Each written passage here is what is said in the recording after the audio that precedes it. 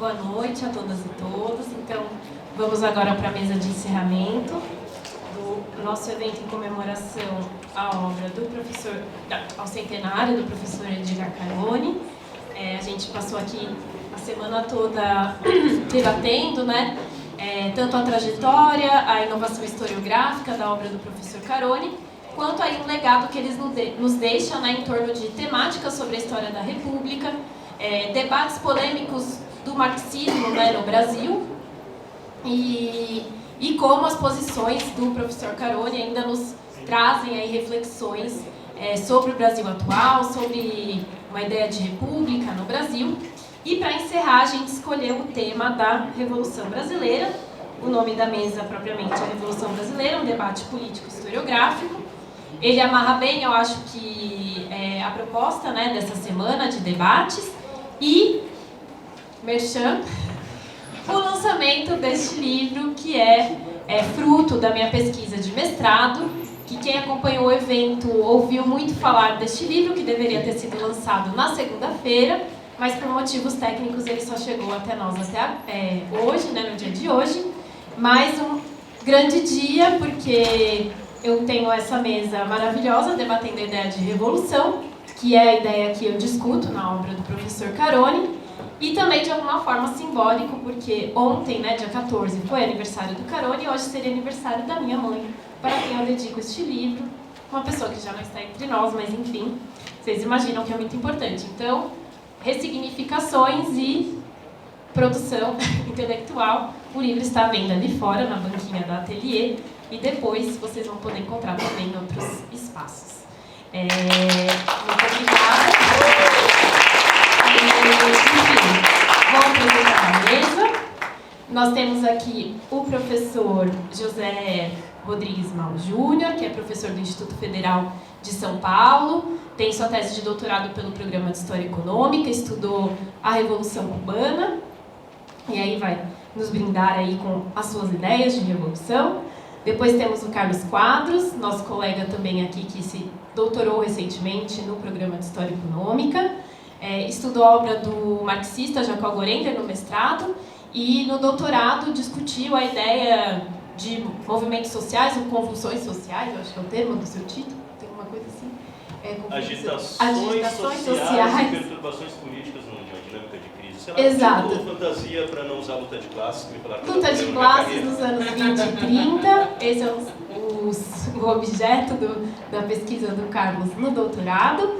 E o Frederico Bartz, que ele é também doutor em História, pesquisa movimento operário no período da Primeira República, sobretudo, e ele é técnico de assuntos educacionais na Universidade Federal do Rio Grande do Sul. Então, é reivindicado pela bancada gaúcha da plateia, eu vou usar a expressão, a gente tem uma parte aqui da bancada gaúcha que acompanhou o evento nestes dias, e vamos debater então a Revolução Brasileira, e eu começo com o professor Mal.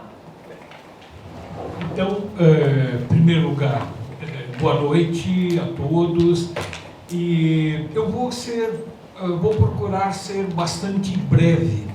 Afinal de contas, nós tivemos uma semana inteira, né, discutindo a obra do professor Carone, né, e se eu falar demais, eu vou acabar sendo repetitivo, né, com várias coisas que foram discutidas aqui até agora. Então, agradeço o convite, agradeço principalmente ao professor Lincoln Seco, né, pelo convite. Estar aqui representa a oportunidade de eu estar fazendo uma nova leitura, né, de uma obra importante, né, da bibliografia do Edgar Carone, do professor Edgar Carone, que é Revoluções do Brasil Contemporâneo, que foi o Lincoln, ele me pediu, Mal, discute um pouco essa obra, né? E por que para mim foi um grande prazer? porque essa obra, que é de 1965, é a primeira obra escrita do Edgar Carone, e eu utilizei esse trabalho em um curso que eu dei no Instituto Federal. O curso era Cultura e Civilização Brasileira, e durante uns 3 semestres eu trabalhei esse livro, do Carone, Revoluções no Brasil Contemporâneo, curiosamente para alunos do curso de turismo. Quer dizer, vocês podem até perguntar, mas professor, Edgar Carone, Revoluções do Brasil Contemporâneo, no curso de turismo. Mas a gente sempre tenta puxar a brasa para a nossa sardinha, Então, o turismo que se dane, eu quero, digamos assim, lutar pela história. E Carone, eu acho que é um intérprete muito importante para se compreender a história do Brasil. Agora, um detalhe, esses cursos, na época que eu dei, era ainda o governo Dilma. Então, era possível você fazer uma leitura do Revoluções do Brasil Contemporâneo dentro de um contexto histórico que a gente estava vivendo. Por quê? O historiador, quando ele lança o seu olhar a uma obra histórica, ele sempre o faz com os pés, está lançando o seu olhar no passado, mas sempre com os seus pés muito bem presos no presente. E como o Lincoln me chamou para discutir esse livro, eu tive a oportunidade de arrumar mais um exemplar, achei um da primeira edição, de 65, porque o meu exemplar antigo estava tão rabiscado, tinha rabiscado tanto que não dava nem para ler direito, Daí eu arrumei um novo exemplar, que acabei rabiscando de novo, também, mas tudo bem, mas faz parte, vícios, E, só que eu faço uma leitura num outro contexto histórico. Não estamos mais no governo Dilma, que era aquele período que nós poderíamos dizer éramos felizes e não sabíamos, e nós acabamos de passar por 4 anos de um governo de direita, uma semiditadura, e conseguimos por muito pouco derrotar esse governo de extrema-direita, e o fantasma desse governo de direita ainda continua a nos ameaçar. A gente ganhou a eleição por, sei lá, 1% dos votos, então a ameaça fascista continua rondando o país. Então, o contexto histórico é outro. Então, eu vou procurar fazer algumas observações sobre essa obra do Carone, fazendo uma leitura de alguém que está em 2023 e não em 2010, que foi quando eu fiz a primeira leitura. Antes de falar da obra em si, e eu vou ser bem breve, vamos lá. Vou ser repetitivo. Qual a importância do Edgar Carone na historiografia brasileira? Então, Edgar Carone é, antes de mais nada, um pioneiro nos estudos da história do Brasil republicano. E por que ele se coloca nessa condição? Eu lembro quando eu era criança, estava no ensino fundamental, isso há 5 anos atrás, que o meu antigo professor de história falava que a história estuda acontecimentos ocorridos há mais de 50 anos.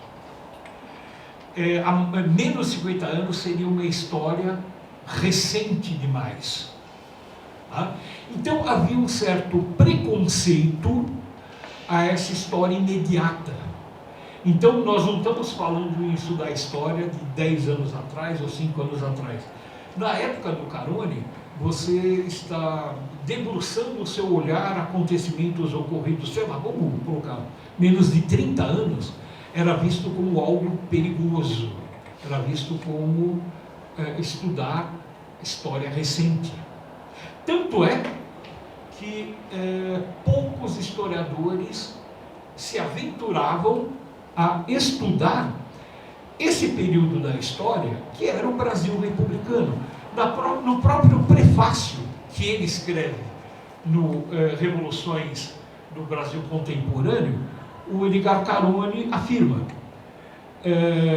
ele reclama, né, da pobreza da literatura sobre o tema e sobre a história da República, a história republicana após a Primeira Guerra Mundial. Ou seja, na época que Carone escreve a sua primeira obra, ele se ressentiu da falta de uma literatura mais consistente que estudasse a história republicana após a Primeira Guerra Mundial. Ou seja, esse período que ele se debruçou, né, que é o período de 22 a 1938, né, nessa obra, era um período pouco estudado. E a pesquisa que o Edgar Carone realiza, ela é, em grande parte, uma pesquisa que se baseia em fontes primárias, em documentos da época, da própria história de vida, o conhecimento que ele tinha através do seu irmão, né, o Maxim Tolstói, que era da Juventude Comunista, né? Então, digamos assim, o conhecimento histórico do Carone, ele teve que desbravar esses caminhos ainda virgens, que era a história, né, do Brasil republicano, que era muito pouco estudado. Né? Carone, como vocês devem ter discutido durante toda a semana, ele, antes de falar dessa obra, a sua obra, no contexto geral, ele, além de se preocupar com a história da República, e essencialmente uma história política, no sentido tradicional da história política da República, né? Carone também lança o seu olhar a algo que, para a historiografia da época, né, era um tanto quanto inovador, como, por exemplo, a questão da teoria marxista, a história do movimento operário, a história do marxismo. Tudo isso está subsumido, né, nessa história um tanto quanto factual que ele faz. Então, digamos assim, a análise ou o ferramental marxista do autor está, digamos assim, inserido dentro de uma análise factual da história. Boa parte das obras do Carone são obras em que ele apresenta, organiza e disponibiliza documentos. Tá? Uma obra posterior que gostei muito, tá? Que é a história do PCB. Tá? A maior parte do livro são os documentos do PCB, desde a fundação do PCB. Tá? Uma obra fantástica. Tá? Começa com a ata de fundação do PCB, tá? E a forma, os textos, e onde que está o discurso do historiador nessa obra? Os textos selecionados, por que ele coloca esse texto e não aquele, faz parte do discurso do historiador, é um discurso que não aparece no texto, mas está lá. Tá? E principalmente na análise e nos comentários que ele faz a partir de cada texto que ele apresenta. Ali está, digamos assim, a pena do historiador, que vai apresentando e dando a conexão necessária entre um e outro texto, e assim escrevendo a história do PCB a partir de textos. Okay? Então, o Caroni, ele tem uma capacidade muito grande de concatenar essa documentação, tá? De forma que se constrói um discurso e uma história. Nisso ele é absolutamente genial. Até eu me lembro, quando eu escrevi minha dissertação de mestrado, eu estava trancado num apartamento e distribuí os livros pelo chão, né? Aquilo tinha uma organização, né? Então, se alguém entrasse lá, ia achar que eu estava louco, né? E daí, conversando com o Lincoln, falando que o Caroni fazia algo parecido. Quando ele escrevia algum texto, ele ia para a fazenda da família, em Bofete, colocava os textos pelo chão, né? E organizando, ia mudando os textos de lugar. Daí, quando eu ouvi falar isso, fiquei até consolado. Poxa, eu não estou louco. Se o Caroni fazia isso, significa que eu não sou louco, né? Então, eu acho que mas assim, o Caroni assim, é absolutamente genial. Bem, então, como vocês devem ter ouvido de várias pessoas a biografia, né? A formação do Caroni era um tanto quanto tardia. Ele demorou muito tempo para fazer a sua graduação, e esse livro vem antes do término da sua graduação. E o Revoluções no Brasil Contemporâneo é basicamente um apanhado histórico desse período de 22 a 38, e digamos assim, de alguma forma ele demonstra uma certa preocupação em tentar entender a questão dos militares na política brasileira. Okay? Eu acho que esse não é por acaso que o livro é publicado em 65. Então, eu acho que essa é uma das preocupações do Edgar Caroni, tentar entender essa problemática. Segundo lugar, a questão do título. Talvez a nossa amiga, né,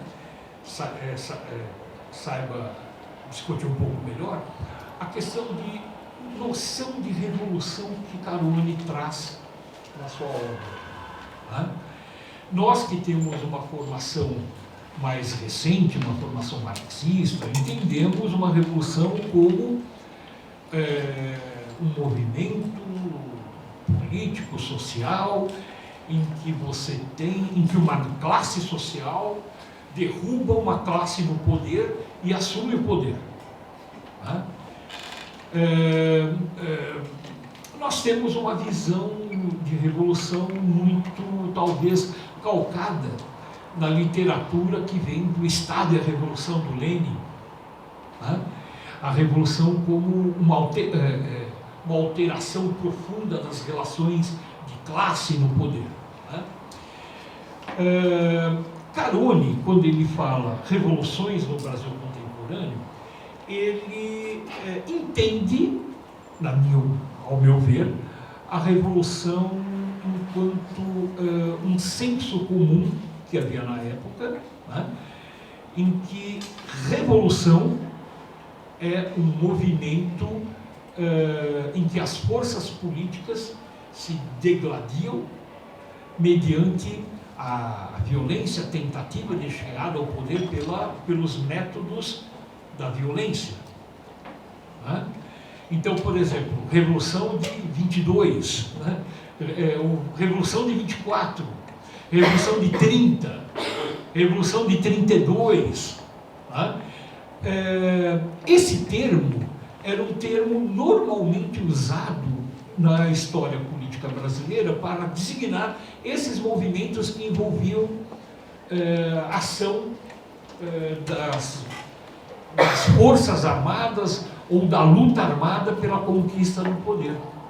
Tá? Esse conceito, na minha opinião, ele passa a ser descartado depois eu vou falar uma heresia, né? Revolução de 64. Né? Porque os próprios golpistas de 64 chamavam o próprio movimento de revolução. Revolução gloriosa. Então, a partir daí que nós brasileiros começamos a pensar a ideia de revolução como algo diferente, como algo mais calcado na literatura marxista e não no senso comum da tradição política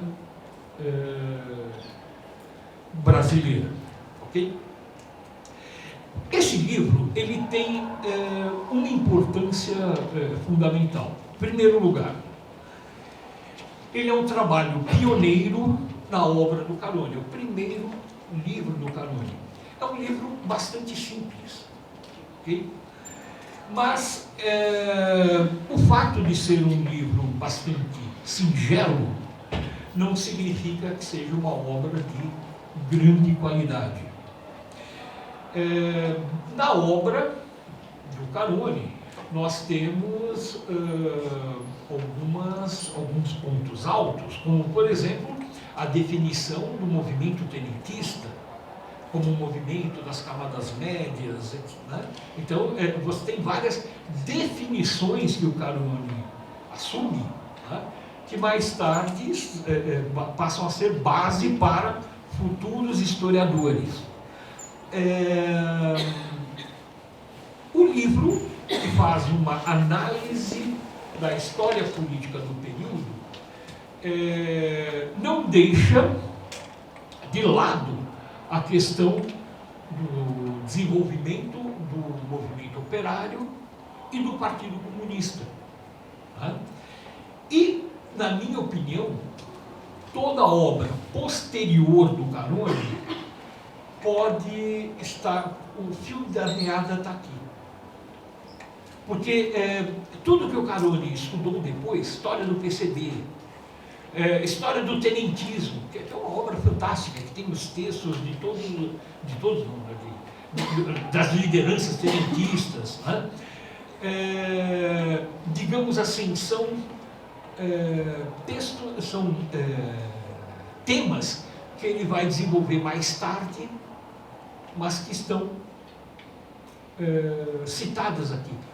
Eu considero esse livro, se me perdoem, né?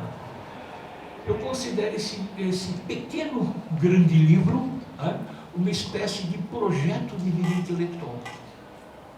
É a partir dessa obra que o Carone ele vai balizar toda a sua futura carreira intelectual de historiador.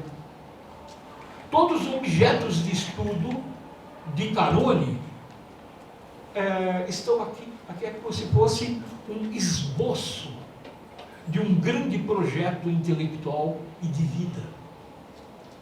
Eu pelo menos, eu faço essa leitura. Tá? Alguém pode discordar, mas a gente se arrisca a afirmar. Né? Algumas questões, para encerrar, né, para mim, eu já estou passando do tempo, né? Algumas questões eu gostaria de destacar, né? E é uma leitura que eu faço em 2023. Né? Então, por exemplo, quando quando o Carone fala dos militares, tá? Ele apresenta os militares como o exército sendo utilizado para manobras políticas ao sabor dos interesses das disputas dos grupos oligárquicos pelo poder nacional, estadual ou regional. Então, durante toda a República, o exército foi instrumento da política. E ele cita, olha que interessante, nessa edição, página 112, o exército. Góes Monteiro define-o como instituição eminentemente política.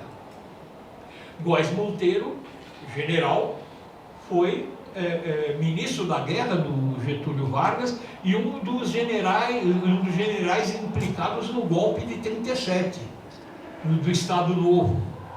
Então, toda essa questão que o pessoal acha que é novidade, o partido militar, a gente vê nos debates na internet, como se fosse uma descoberta, descobrimos, o Carone já falava isso aqui em 65, citando o Góes Monteiro.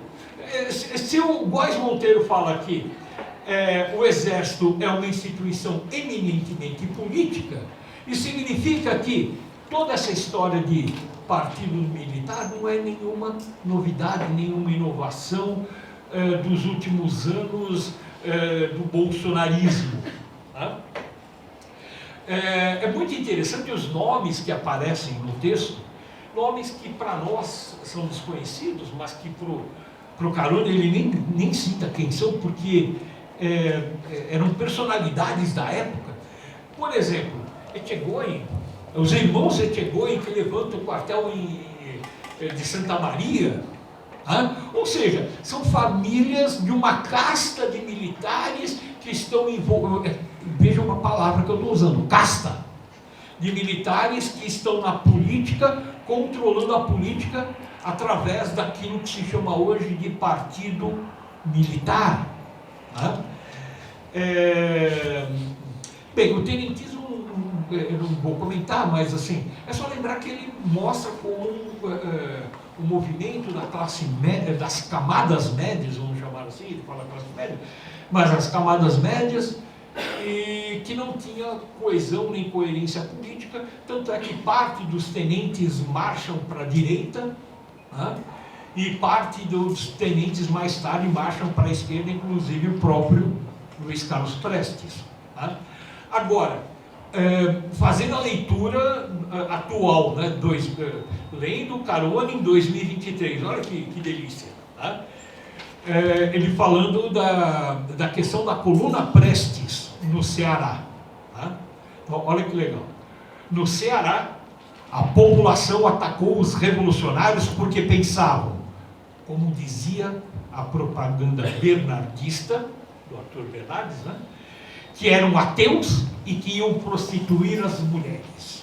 É o discurso das redes sociais, entende? Das fake news, porque vão fechar as igrejas, não sei o que, vão distribuir kit gay. É muito interessante. Falando sobre a questão dos integralistas, né? Deus, Pátria e Família, todo mundo já ouviu a violência direntista procurando conquistar a burguesia com mostras servis de guardião da sociedade na luta anticomunista. Então, o bolsonarismo é isso. Assume a mesma fórmula da extrema-direita do pré-Estado Novo, lá dos integralistas. A diferença é que tem uma proximidade maior com o estamento militar. Mais ainda, né? A burguesia encontrava na reação indiscriminada ao comunismo o clima ideal para assegurar o seu predomínio. Então, o discurso anticomunista como justificativa para golpe, ditadura, etc. O anticomunismo era a arma que realmente continuava a funcionar diante de uma burguesia e pequena burguesia inseguras. Como Getúlio usou o anticomunismo para garantir, para receber o apoio da burguesia e da pequena burguesia que temia essa coisa desconhecida que era o comunismo. Esse discurso está até hoje. O Bolsonaro é uma coisa assim interessante. E para encerrar as citações, a questão do plano Cohen, valendo-se de um falso documento do integralista capitão Olímpio Mourão Filho, o documento que descreve massacres, greves, desrespeito aos lares, incêndios de igrejas. Ou seja, os comunistas fizeram um plano, vamos incendiar a igreja. É o mesmo discurso que perspassa as redes sociais que o PT, que o Lula ia fechar as igrejas. Ou seja, esse discurso não muda. Então,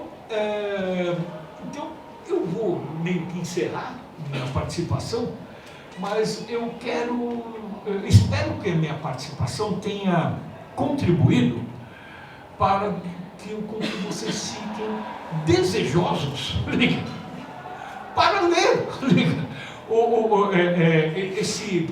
essa pequena grande obra do Carone,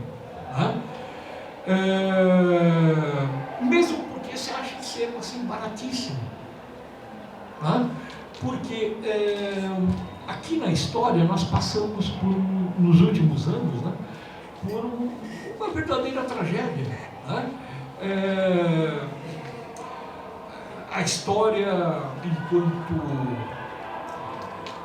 análise dos fatos concretos, é deixado de lado. A história, enquanto análise a partir de uma ótica marxista, é deixada de lado, e em troca de alguns modismos pequeno-burgueses, que tenta transformar a história em mero exercício literário, e está lançado o desafio de nos voltarmos aos clássicos. E, na minha opinião, Edgar Carone, professor dessa casa, foi um dos grandes historiadores clássicos que merecem e que precisam ser lidos novamente para que nós possamos novamente tomar o pé da realidade e começarmos a ter uma interpretação correta do momento em que vivemos. Então, muito obrigado.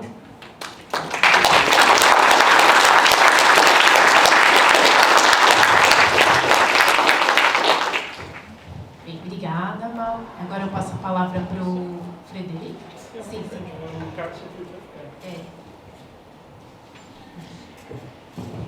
Bom, pessoal, tudo bem? Vocês me ouvem bem?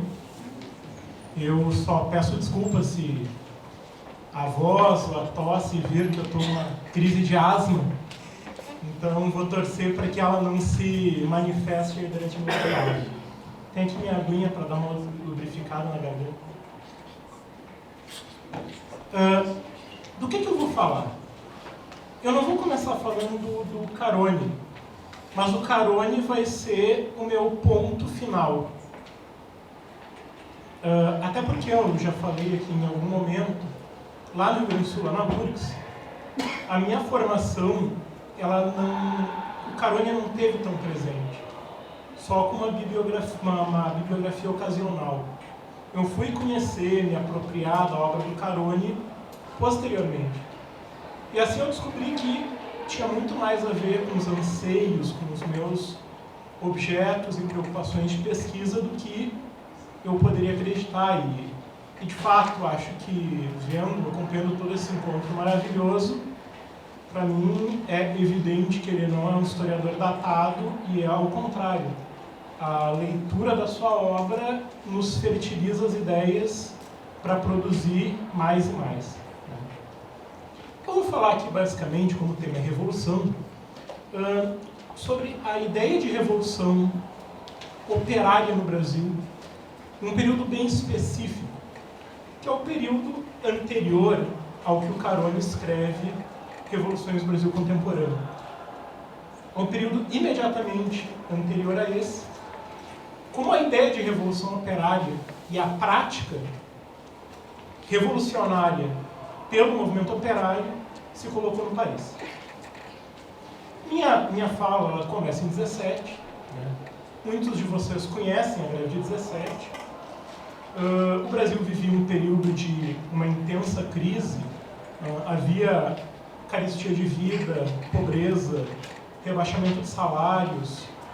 E havia também um trabalho prévio de militantes, especialmente anarquistas e sindicalistas, que tentavam orientar esse descontentamento popular para politizar a indignação com a pobreza e com as dificuldades que vinham da guerra. Isso acabou provocando, no inverno de 17, entre julho e setembro, a maior onda de greves que o Brasil teve durante toda a Primeira República.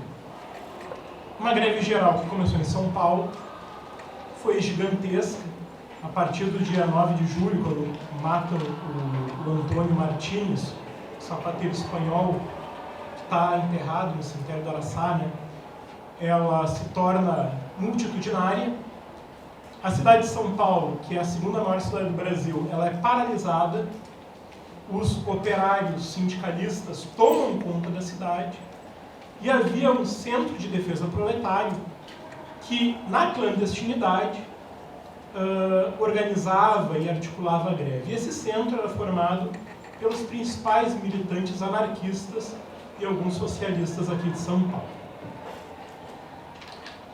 Logo depois dessa greve paulista, é importante dizer que essa greve não foi só paulistana, por isso é errado a gente falar da greve de 17 no singular, é correto falar das greves de 17 no plural, porque essa greve atinge Porto Alegre, Curitiba, Rio de Janeiro, Belo Horizonte, João Pessoa, Belém, Recife, com um pouco de atraso.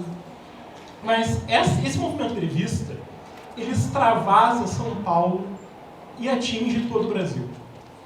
Claro, as cidades industriais mais importantes do país e as principais capitais. E nessa conjuntura muito específica, eu quero chamar a atenção por uma coisa que, em geral, passa batido.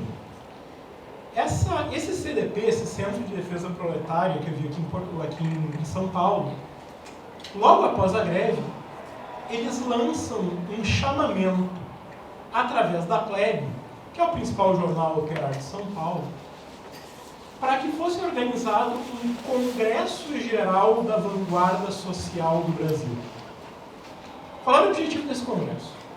Era usar a estrutura da COB, da Confederação Operária Brasileira, tradicional Confederação Operária Anarquista, sindicalista revolucionária, e articular um grande congresso com socialistas, anarquistas, sindicalistas, membros de centros de estudos sociais, para tentar articular aquela força social que se colocava em diversas regiões do Brasil para um objetivo comum. Vocês provavelmente nunca ouviram falar desse congresso, porque ele não aconteceu. Logo em seguida, o movimento operário aqui em São Paulo passou a ser reprimido, o Brasil entra na guerra, existe um fechamento em várias cidades do Brasil. Mas, se existe uma repressão, as notícias que vinham de fora do Brasil eram benfazejas, eram positivas, animavam os corações proletários. Por quê? Na Rússia, acontecia uma revolução que, a partir de novembro, se torna uma revolução bolchevista, se transforma numa revolução comunista, uma revolução popular, uma revolução que derruba o czarismo e quer implantar um regime socialista. Muitas pessoas, e isso acabou sendo generalizado, dizem, bom, os anarquistas do Brasil ficaram muito animados, muito contentes e porque achavam que a Revolução Russa era anarquista, resolveram apoiá-la. Isso é uma verdade em termos, em partes. Por quê? Diferente do que se acredita, não havia falta de informação. Havia excesso de informação. Muita informação vinha da Europa, de diferentes meios, muitas vezes por meios militantes, e chegavam aqui no Brasil. Em junho, ou julho de 1917, no jornal A Plebe, que eu acabei de citar, tem uma análise da Revolução Russa e de seus grupos políticos, dizendo que Lenin é da esquerda da social-democracia. Tem os minoristas, há os anarquistas, que são mais fracos. Tá? Então, havia uma noção de quem eram esses sujeitos. Um militante antenado saberia, em dezembro de 17, que a Revolução Russa não era anarquista. Mesmo assim, ele depositava sua esperança, porque acreditava que ela tinha potencial para os objetivos revolucionários que o anarquista também defendia. E daí, começam os processos muito interessantes. Porque à medida que essas informações vão chegando, as pessoas aqui do Brasil vão reinterpretando essas informações de formas diversas. Houve algumas pessoas que disseram, olha, somos anarquistas, porém, vamos apoiar a Revolução Russa, isso existe da Mianides, aqui em São Paulo. Vamos apoiar a Revolução Russa até o momento que ela for revolucionária. Se os russos tomarem poder, instalarem o Estado, deixamos de apoiá-la.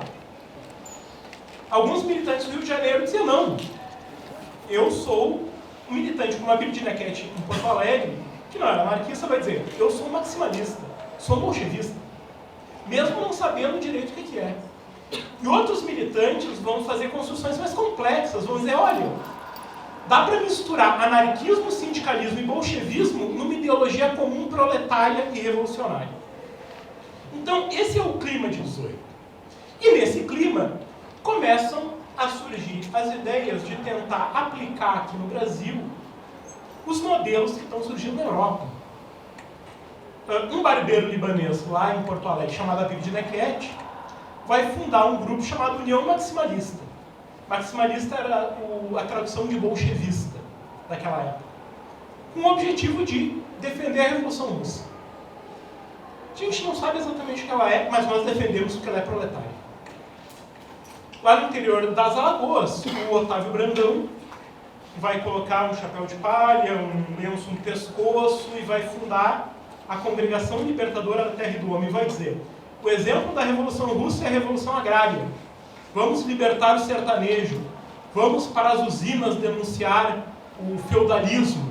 Claro que ele foi expulso do interior de Alagoas, né? Mas isso mostra que essas interpretações podiam ser diversas. E no Rio tem uma associação chamada Aliança Anarquista, que tinha esse nome porque queria reunir todo mundo, anarquista, sindicalista, em uma espécie de um grupo comum e tentar parar as arestas internas do movimento operário, que resolve começar a discutir a possibilidade da revolução. Tem uma greve na Cantareira, nos bondes e nas barcas, no inverno de 1918, e durante essa greve, a Polícia Militar do Rio ataca os operários e o Exército fica do lado dos operários e troca tiros com a Polícia do Rio, do Estado do Rio de Janeiro, isso em Niterói. Isso dá a esses militantes que estavam na Aliança Anarquista a ideia de que é possível, talvez, chamar os militares para perto de nós para tentar realizar o que eles estão fazendo na Rússia, que é juntar operário e soldado para derrubar o governo burguês. Entre esses sujeitos estavam Astrogildo Pereira e José Oiticica, dois dos maiores nomes do movimento anarquista nacional. Pois bem, isso não ficou só na intenção, isso foi levado adiante. Em novembro de 1918, essa aliança anarquista se articula com diferentes sindicatos, especialmente dos metalúrgicos e dos trabalhadores em construção civil, e tenta se articular com a Marinha, através de um marinheiro chamado Tenente Elias Ajus, para tentar articular uma revolução comunista no Brasil. Como seria essa revolução comunista? Os operários entrariam em greve, iriam para o campo de São Cristóvão, os militares e marinheiros iriam para São Cristóvão reprimir esses operários, mas, por já haver uma articulação prévia, os dois grupos iriam se juntar, o arsenal de guerra seria aberto, as torres de transmissão de eletricidade da capital federal seriam destruídas e Delfim Moreira seria expulso do catete a pontapés. E nasceria a República Soviética do Brasil. Elias Ajus era um infiltrado e denunciou, em vez de uma confraternização, o que houve foi uma batalha campal no campo de São Cristóvão e a prisão dos principais líderes da Aliança Anarquista. Mas nesse ínterim, o que acontece? Tem a Revolução na Alemanha. Começa a Revolução na Áustria. Os primeiros albores da Revolução Comunista na Hungria. Em vez desses operários, desses sindicalistas, recuarem, eles avançam. O Astrogildo Pereira foi preso e aproveita esse período da prisão para pensar possibilidades de, como é que eu vou dizer, contornar as deficiências daquela insurreição. E surge a ideia de fundar um Partido Comunista do Brasil, em março de 1919, na cidade do Rio de Janeiro. Então, em 19, o Astrogildo é liberado, né? A Aliança Anarquista se transforma em Partido Comunista do Brasil. Mas que Partido Comunista é esse? A ideia do Partido Comunista, fundado naquele momento, era lutar pela revolução social, divisão das terras, educação nacional, fim do sistema bancário dominado pela burguesia, e dizia no seu programa educar o povo para a conquista dos poderes públicos e tentar repetir no Brasil o modelo soviético. Imediatamente esse grupo, o Partido Comunista de 1919, manda circulares para todo o Brasil e começam a surgir núcleos comunistas em diversas partes do Brasil. Em geral, do lado dos sindicatos, junto dos sindicatos, e das uniões operárias e das ligas operárias. Como se vários grupos comunistas tivessem surgido, em junho daquele ano, é convocada para o Rio de Janeiro uma conferência comunista. E aí participam esses núcleos, líderes sindicais, grupos vinculados à Confederação Operária Brasileira, uma grande reunião em que se decide fazer a propaganda falada e escrita, e aí se fundar o jornal Espartacus no Rio, com tiragem de até 9.000 exemplares mandados para o Brasil inteiro, chamada de Congressos Operários Regionais do Norte, no Sul e no Centro do Brasil, para no fim do ano se chamar um grande Congresso Operário Nacional. E depois dessa conferência comunista que acontece no Rio e em Niterói, começam a surgir mais grupos comunistas. O que eram exatamente esses grupos comunistas? Eram, em geral, grupos de operários que defendiam a ideia de revolução e que se pretendiam filiados a essa associação. O Antônio Bernardo Canelas chega a dizer que esse Partido Comunista chegou a ter 10.000 membros. A Bíblia de Nequete vai um pouco mais longe e diz que o partido tinha 100.000 membros. O que eu posso interpretar dessas falas? Que o Partido Comunista, na realidade, era a reunião de todas as organizações operárias do Brasil. Essa era a ideia. Só que esse partido, ele não era simplesmente uma nova COB.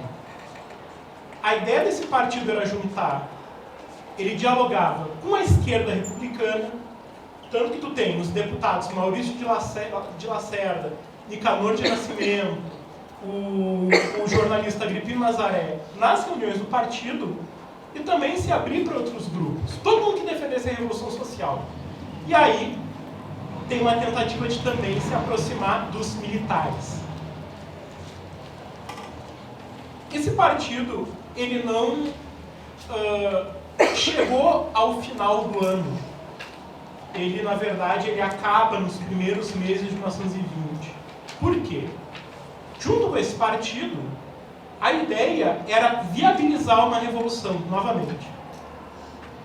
Então, o Núcleo Comunista de São Paulo monta um arsenal de guerra no bairro do Paris, na rua João Gomes, com bombas caseiras, com dinamites, com mais de um conto de réis em dinheiro e caderneta de poupança, para esperar o momento em que seria deflagrada uma greve geral e começaria uma insurreição.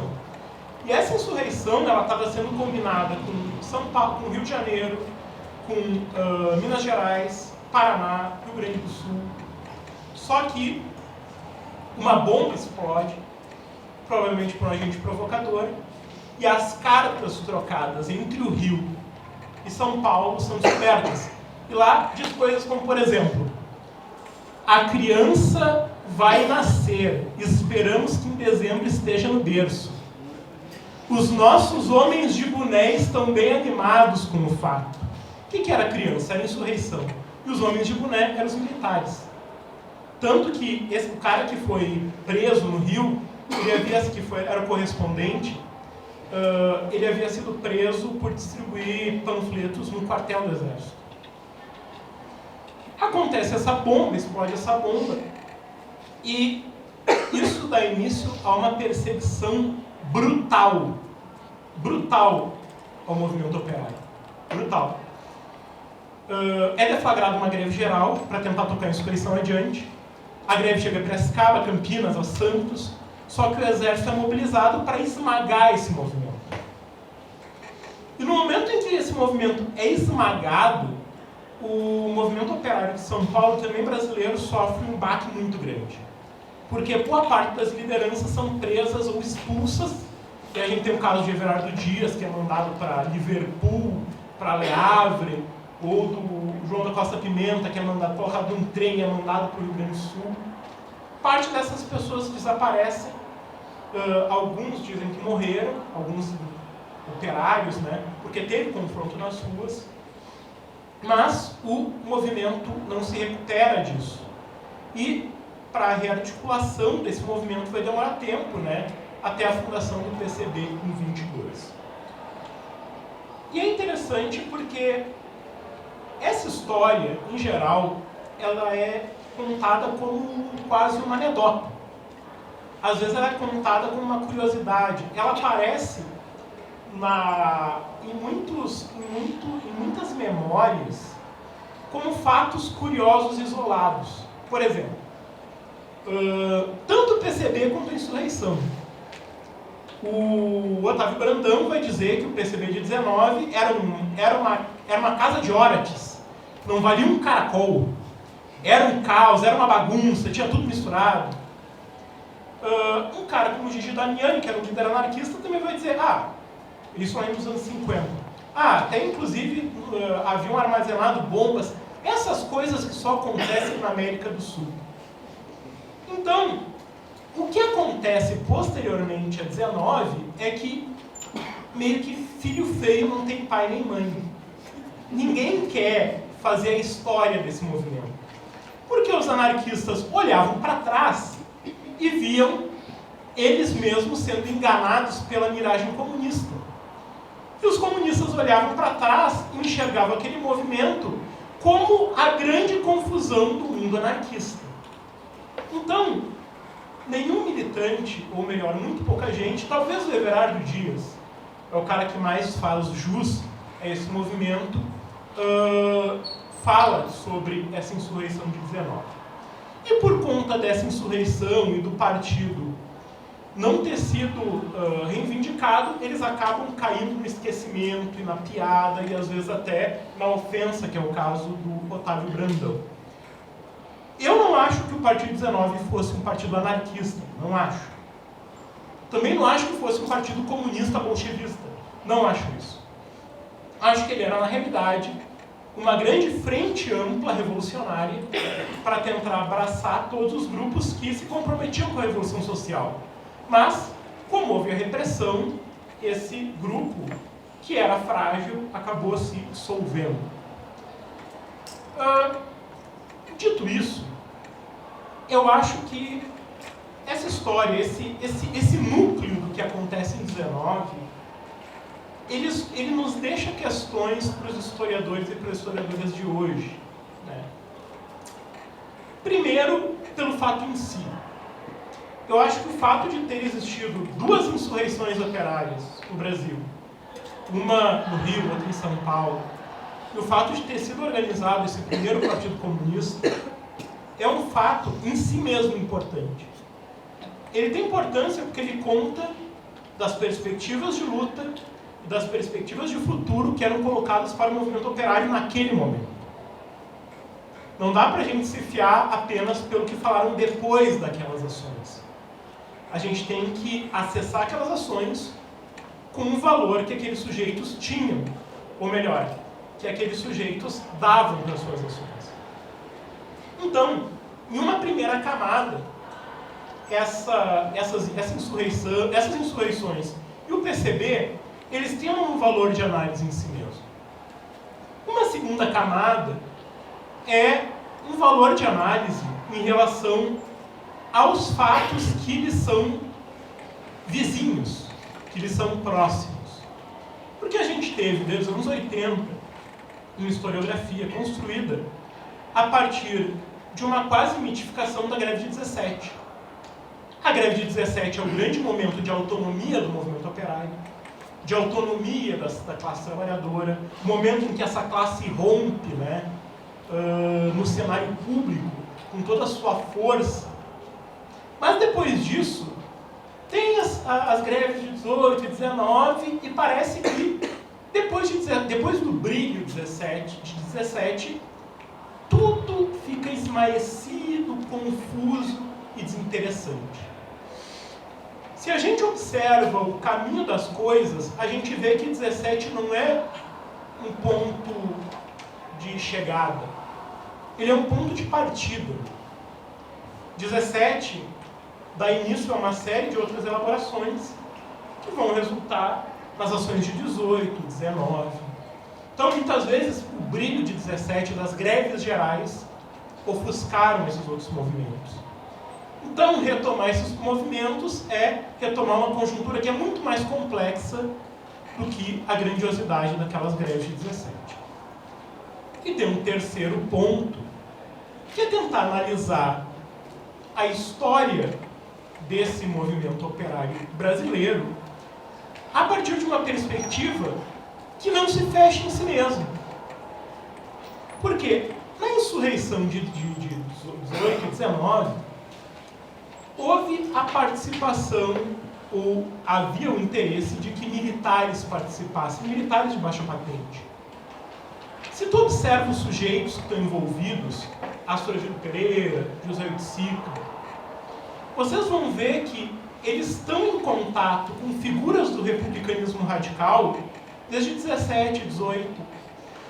E desde 1915, 16, militares já queriam fazer uma revolta contando com republicanos radicais e com operários. Então, daria para colocar essas revoltas operárias também em uma lógica de uma crise geral da República Velha, uma crise geral da República Oligárquica. Não como se fosse uma história à parte do Brasil, como a história da classe operária tivesse deslocado. Não. Ela é parte de uma história mais geral da crise do Estado oligárquico e que vai apontar para a Revolução de 30. E aí que eu chego no Carone. Porque, como falou o professor Cogiolo, eu acho que um dos grandes méritos do Carone foi incorporar a história da classe trabalhadora e do movimento operário à história nacional. Então eu acho que o esforço da gente entender aqueles movimentos como não apenas movimentos da classe trabalhadora, mas como movimentos em que a classe trabalhadora se relaciona com o Estado, coloca projetos de poder, tenta interferir que nos assuntos do Estado, mesmo que seja derrubando eles, também reposiciona essa história do movimento operário dentro de uma história mais geral da crise do Estado oligárquico brasileiro. E também dos projetos de crise do capitalismo, desenvolvimento capitalista, crise dessas relações tradicionais. Então eu acho que, chegando nesse ponto final, acho que o professor Caroni me ensina muito a não criar uma história do movimento operário que seja apenas um suplemento da história nacional, mas entender essa história como intimamente ligada à história da República Brasileira. Obrigado.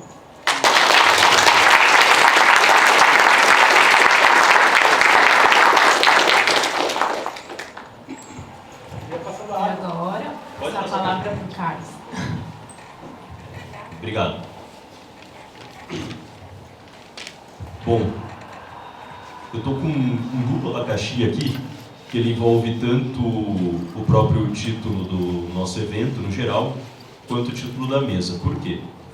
A questão de... Aliás, explicando, a minha fala está no meu celular, tá, gente? Meu computador estragou semana passada e minha vida está uma confusão, então não tive tempo nem de arrumar o computador. Aí metade está rabiscada, metade está aqui no celular. Bueno, a questão da República em capítulos já tem uma dupla questão, que a gente pode pensar primeiro, né? Capítulos tanto em termos de temporalidade, né? Quer dizer, se a gente for pegar a obra do Caroni especificamente, aqueles da República Liberal, República Velha, Segunda República, Estado Novo, etc., né? A gente já tem uma definição absolutamente temporal, uma periodização ali presente, né? É uma forma também de colocar em capítulos, né, a produção do professor Caroni.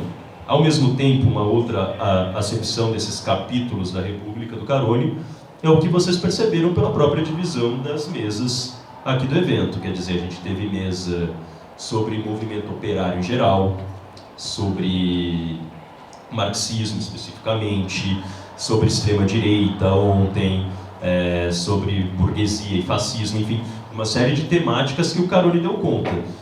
A gente presta muita atenção, e a gente, que eu até falo por mim mesmo, que é o que eu vou discutir hoje, que é essa obra dele sobre a República, né, que é o que ficou mais notabilizado, é o que a Fabiana discutiu melhor aqui nesse livro dela que está sendo lançado, com desconto e tudo mais, né? Mas também ele tem considerações importantes, contribuições importantes, né, em outras obras, algumas mais focalizadas, né? O Mal, por exemplo, elogiou bastante aquela compilação sobre tenentismo. Há obras de sentido mais amplo, falando socialismo e anarquismo no cenário francês, por exemplo, algumas falando de pensamento burguês especificamente, enfim. Mas, então, são capítulos, né, diferentes dessa obra, né, do autor. Então, isso já nos traz um pequeno problema, né? O segundo problema que me veio é o título da mesa, né? Que é essa questão de Revolução Brasileira. Por quê? Primeiro que Revolução Brasileira é, no mínimo, uma ideia-força, para não falar de um conceito, de um apelo amplíssimo, tanto no tempo quanto na composição de autores que reivindicam esse termo, mobilizam esse termo, enfim, para a esquerda, para a direita, para qualquer lado, né? A gente vai achar, por exemplo, obras do Azevedo Amaral, né, suspeito de qualquer esquerdismo, né, considerações sobre a Revolução Brasileira. A gente vai ter obras de autores, vamos chamar de progressistas, mas antimarxistas, como Alberto Guerreiro Ramos, né, Mito e Verdade na Revolução Brasileira. A gente vai ter daí no campo mais especificamente do marxismo uma série de obras do Nelson Werneck Sodré, tem lá a Revolução Brasileira do Caio Prado, enfim. E no caso do Caroni, o nosso homenageado, eu não encontrei nenhuma presença minimamente explícita do termo Revolução Brasileira na obra dele, né? Na produção dele você não encontra qualquer reivindicação desse termo, qualquer menção que seja positiva ou negativa, né? A Revolução Brasileira, né? Essa ideia-força, a potência que tem esse termo quando conjugado, né? Quando a gente encontra enquanto, né, um substantivo coletivo. Né? Ao contrário de uma série de autores contemporâneos a ele geracionalmente. Mas o fato de que essa Revolução Brasileira que causa tanto furor numa série de autores, enfim, né? Tem até um livro do professor Pericaz bem interessante, né? Que é uma compilação justamente de uma série de intelectuais que dialogaram com isso num longo tempo, né?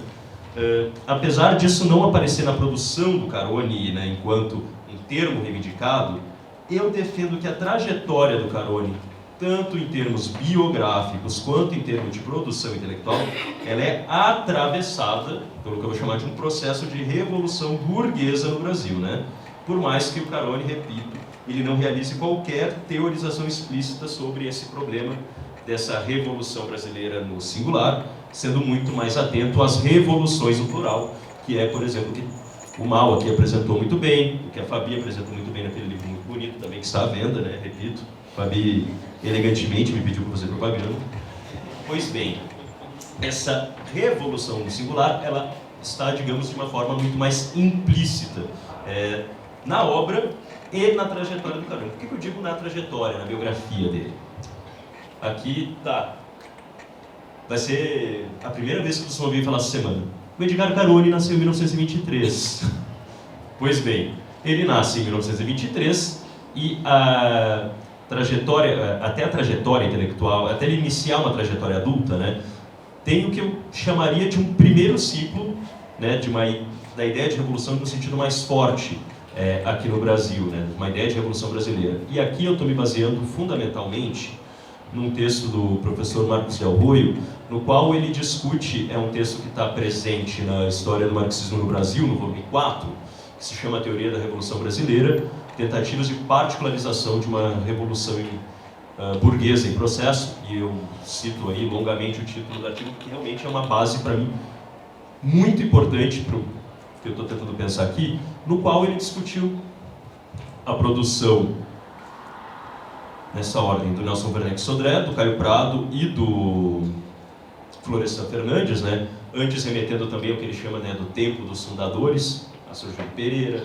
Otávio Brandão, Leôncio Basbal, e também remetendo a autores também suspeitos de qualquer simpatia à esquerda, como Juarez Távora, enfim, uma série de autores que, no contexto aqui que o Frederico falou, já um pouco só posterior ao que ele narrou aqui, né, ao contexto de crise, né, da ordem oligárquica, enfim, que a ideia de revolução ela era mobilizada por todo mundo, inclusive pelos inimigos de 1930 e 1932. Né?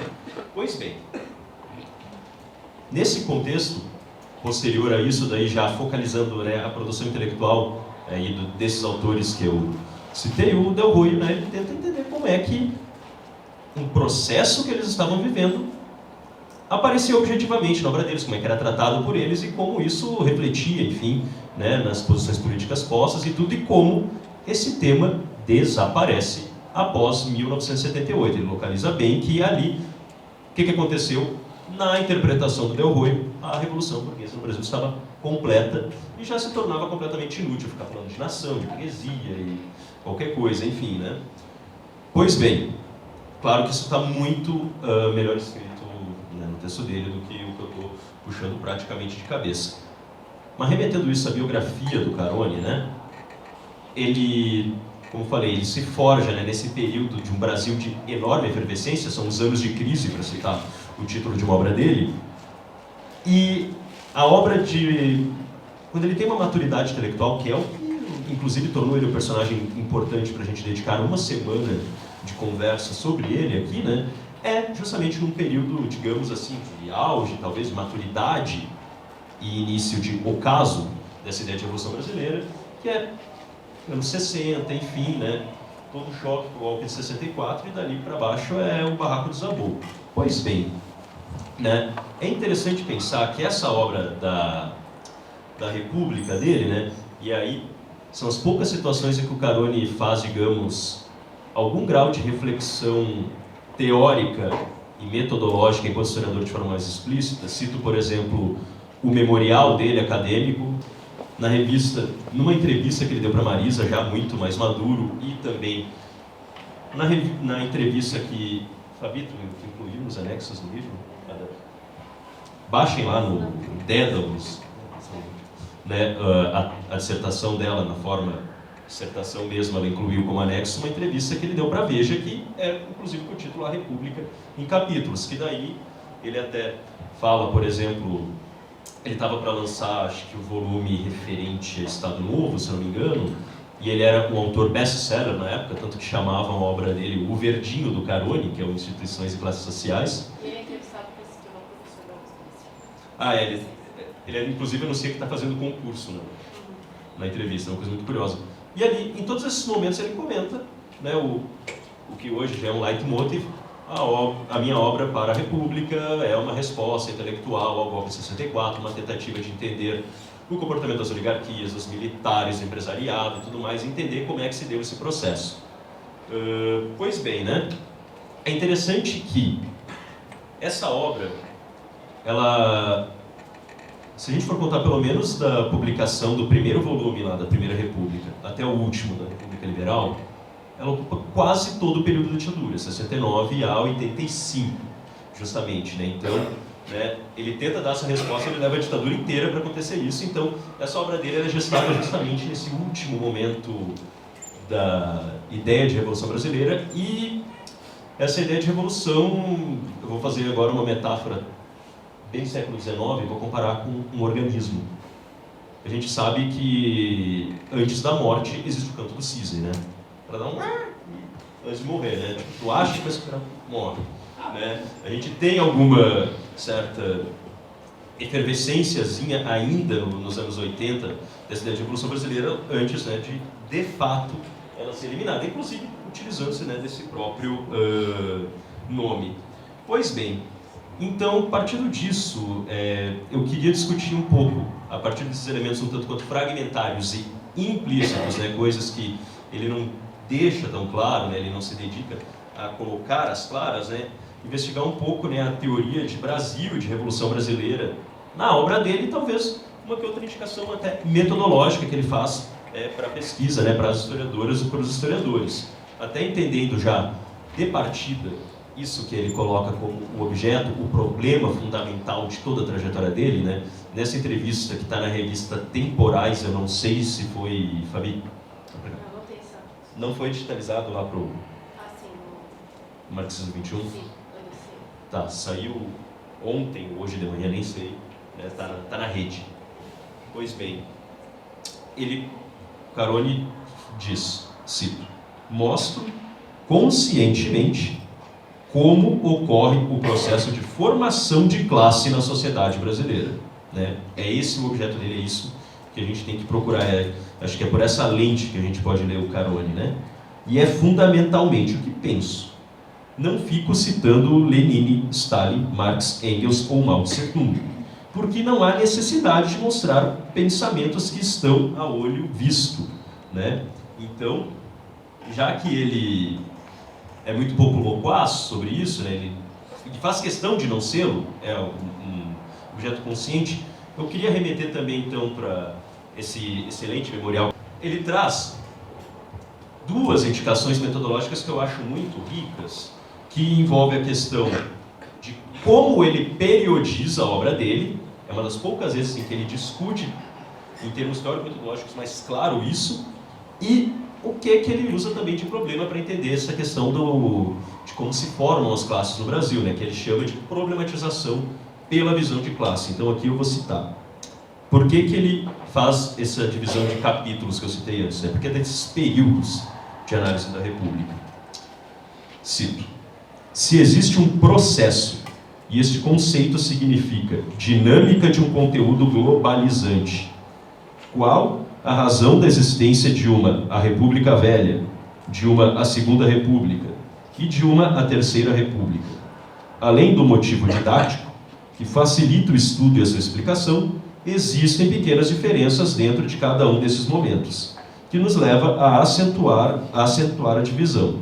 A Revolução de 30 é de cunho político, mas traduz mudanças de grupos no poder, não importando que elas sejam da mesma classe social. 1937 é um golpe político, acompanhado de uma ditadura, que significa nova composição de poder. O mesmo se dá em 1945 e 1964. Essa estas transformações são só políticas? O cunho especificamente político é fundamental, mas elas também são influenciadas e influenciam por motivos econômicos e sociais, porém, os dois últimos são secundários dentro da perspectiva geral do momento. E aí, no que toca a questão de como ele problematiza, né, os seus objetos, enfim, de como ele orienta sua pesquisa e sua exposição, diz o Carone, estudar as relações das diversas classes sociais e mostrar a razão de seu comportamento, buscar a motivação inicial do processo, análise das estruturas dinâmicas da economia, das classes sociais, de sua sistemática e de suas relações políticas, né? Então, né, o que a gente consegue perceber um pouco de início, né, com essa definição dele? Primeiro que a gente está tratando de uma concepção totalizante, né? Atenta às diferentes possibilidades de relações. Olha como apareceu relação nesses trechos dele, né?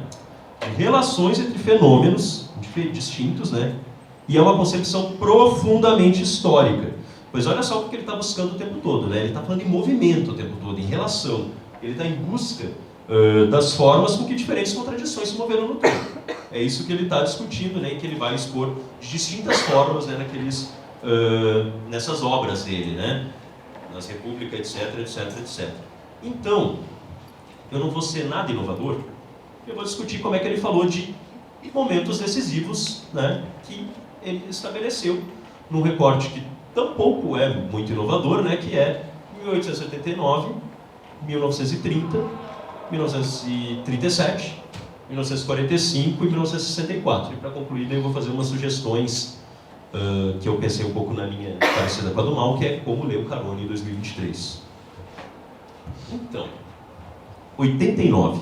O que é 89 para o Carone? 89 para ele, a proclamação da República, enfim, antes de tudo, e é talvez uma das introduções mais ricas de todas essas obras, esses capítulos que compõem essa obra mais geral dele, né? Que ele dizia, eu queria fazer uma obra de 300 a 500 páginas, acabei fazendo uma de 3.000. Pois bem, ele tem uma discussão muito, muito interessante nessa introdução, até porque ele coloca 1889 como, né, um fruto de uma série de contradições em processo que vão se acumulando e que explodem no gabinete lá do Ouro Preto, né? E que são fruto, aí em outra chave, também de uma realidade que ela é marcada pela dispersão geográfica das atividades econômicas, né? Quando ele vai falar em litoral e sertão, não é tão simplório quanto parece, né? Ele está falando em atividades vinculadas, né, a uma economia mais dinâmica, ou seja, vinculadas à exportação, contra as atividades de subsistência. E quando a gente está falando de atividade dinâmica, a gente não está falando de nada progressista, né? Pois bem, né? E essa dispersão geográfica das atividades econômicas, isso vai possuir reflexo na própria composição do poder político, num primeiro momento, né? Nas forças antagônicas que acabam protagonizando o 15 de novembro. Isso já esse antagonismo unido, né, no 15 de novembro, já reflete essa circunstância de dispersão, né? E a própria rapidez com que essa união heterogênea vira um conflito interno absurdo, né? A própria rapidez com que isso ocorre, né, e que vai redundar numa vitória civil, com a oligarquia do café à frente, né, isso vai inclusive acentuar esses traços de dispersão, vai acentuar essa dispersão cujo federalismo, né, é a grande expressão política e tudo mais, né, isso vai ser acentuado, esses traços, e por causa, e isso é uma coisa bem importante para a gente levar em conta em toda a narrativa do Carone, né, em todo esse período, que ele é muito atento à questão do que ele, nesse momento, está chamando de uma espécie de inércia geral, né? Isso vai permitir a vitória da oligarquia do café, né? E essa própria inércia também, essa vitória dessa oligarquia do café à frente também. Isso é importante eu ressaltar, eu não posso celebrar nesse momento, porque ele, ao contrário do que uma nova historiografia acusa e tudo mais, ele não resume a coisa pura e simplesmente ao domínio de São Paulo, mas a um condomínio no poder que tem essa oligarquia do café à frente, mas na verdade, e isso até já se falou bastante essa semana, e isso é importante de fato ressaltar, relembrar que o volume de História Política da República Velha é originalmente a tese de doutorado dele, né, cujo título, e o título é bem importante a gente ter atenção, é União e Estados na Vida Política da Primeira República. Então a gente já tem uma indicação de um problema que está orientando ele nesse momento, né? É essa relação do que seria centro e dispersões na trajetória do 1889 a 1930, né? Essa vitória civil, isso tanto corresponde quanto intensifica a desigualdade regional, que se gestou em 89 vai se acentuar, né, em múltiplas instâncias, né? E especialmente aqui com mais atenção entre aquela economia de subsistência e aquela, né, vinculada ao predomínio imperialista. Quando ele fala de imperialismo, por exemplo, nessa obra, ele passa o tempo todo ressaltando o quanto todo o condomínio das classes dominantes é anuente ao imperialismo, é sócio completo, né, do negócio, né? E aí é interessante que nessa obra ele nos dá algumas dicas, por exemplo, metodológicas. Eu gosto muito dessa aqui, que eu vou citar, quando ele vai falar, por exemplo, depois que ele fala da composição das diferentes classes dominantes agrárias, burguesia, classe média, operariado, enfim, classes dependentes das classes agrárias também, esqueci de citar. Ele fala: existe um fio que torna preciso o sentido de classe. São as suas reivindicações ideológicas. Por intermédio delas, é que podemos ampliar o nosso conhecimento e mostrar melhor os seus limites e ação. E é exatamente devido ao uso deste método que reforçamos a convicção de que exército e tenentismo se identificam com a classe média. É interessante, ele já está nos dando uma sugestão metodológica bem interessante de onde, né, tentar definir um pouco o sentido de uma determinada classe. A gente pode concordar ou não, mas é uma sugestão interessante, pelo menos. É um caminho, né, que ele nos oferece, né, que ele nos oferta. Então, uma outra coisa só antes de partir para 1930, que eu acho muito rica, e que, ao meu ver, não tem tudo a ver com o que o Fred expôs aqui, até porque minha tese é muito parecida com a do Fred, inclusive. Então, eu sei do que a gente está falando, que é o seguinte: dentro dessa dispersão geográfica, a gente nota que as diferentes oligarquias estaduais, elas nunca compuseram uma organização nacional. Primeiro que tu tem tudo isso que eu falei sobre essa dispersão econômica. Mas também, daí tem uma coisa que o Caroni, acho que ele não traz, mas eu percebo isso, por exemplo, em leituras correlatas, que inclusive valeria a pena discutir aqui, não vai ser o caso de relacionar, mas autores de outros países que trataram do mesmo período, do mesmo objeto. Penso no Agustin Cueva, no Marcello Carmagnani, enfim, que para mim o Carmagnani ele tem a melhor explicação possível para as oligarquias latino-americanas, que é la neta consciência del dominio. Eles não precisam de ideologia, eles são um domínio de fato. Tu não precisa de partido, tu não precisa de organização nacional. Porém, aí vem o diálogo com o Fred, tem uma classe que vai ter um grau de organização nacional, que é justamente o operariado. Claro, aqui o Eduardo Cunha, infelizmente, não está, ele ia fazer um elogio à problematização anarquista quanto Caroni, que isso não significa necessariamente a consciência que vem de cima do PCB nem nada, mas significa, e é o que tu trouxe, um esforço contínuo, uma articulação que se mostra mesmo, inclusive a partir de episódios distintos que vão gerar, né, todo esforço de organização que não necessariamente vai dar no PCB. Ocorreu, mas não era necessário que ocorresse.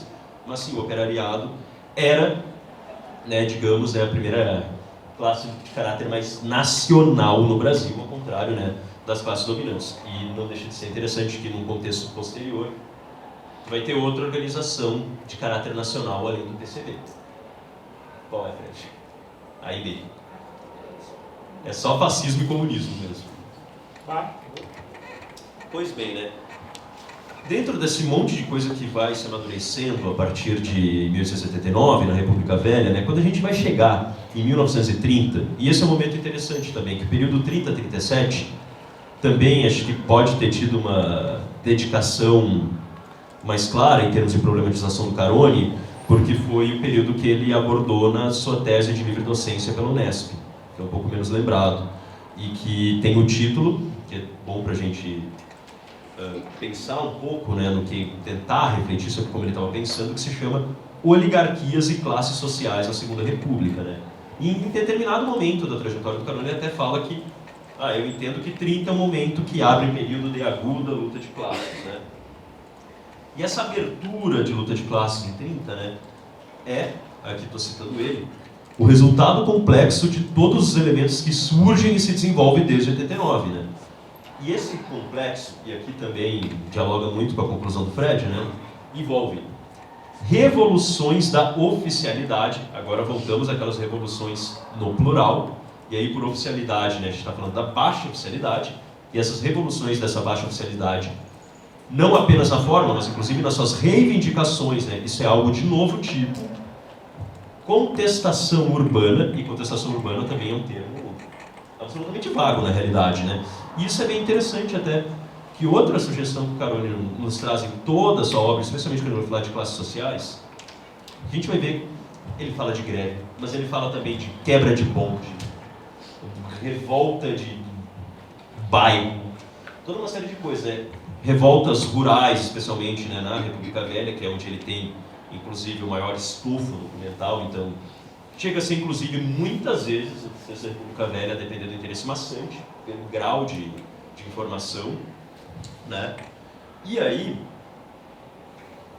né, dentro disso, né, ele diz que, o que ele está querendo entender, além de tudo isso, né, dessas revoluções da oficialidade, ou seja, estamos falando de tenente, contestação urbana e também a deterioração da dominação oligárquica. Para ele, tudo isso, nesse longo complexo, né, vai dar, né, justamente em 1930, inclusive, né, olha só que interessante, até para ele, o jogo entre permanência e transformação na obra do Carone, isso é uma coisa também muito importante. Vou citar aqui as últimas linhas do A República Velha.